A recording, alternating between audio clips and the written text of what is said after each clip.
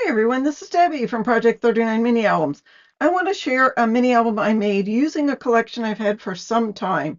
So it's just a very small mini album. I believe I had some 6x6 paper. The album measures 6x6 with a 2¼ inch spine.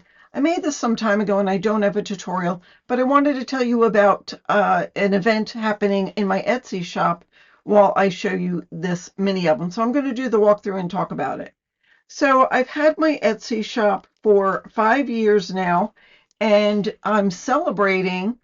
And also, I am going to start traveling again. We usually are stationary during the winter time, and we were in Florida. We stayed North Florida. It was 35 degrees today, and it's the middle of March, so it's not as warm as you normally think Florida is.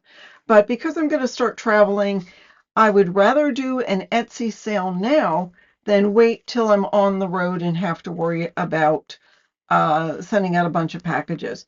I still sell while I'm traveling because I'm usually always somewhere where there is a post office. So it is not a huge deal. Love the Easter Bunny. Um, but I probably won't have a sale going on for most of the summer. So this is sort of my last hurrah with my Etsy shop until this fall.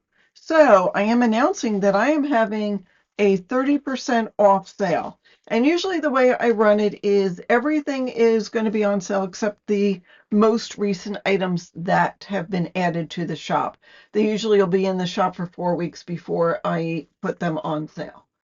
So again, a big announcement that there will be a good sale going on in the Etsy shop. Don't forget to go and check it out. This book right now is available, but as soon as I show a video of it, it usually seems to go fairly quickly.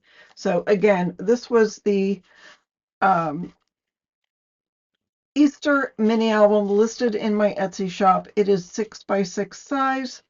It is perfect for putting all those Easter pictures, your Easter egg hunt, and all the kids dressed up and having brunch and all that.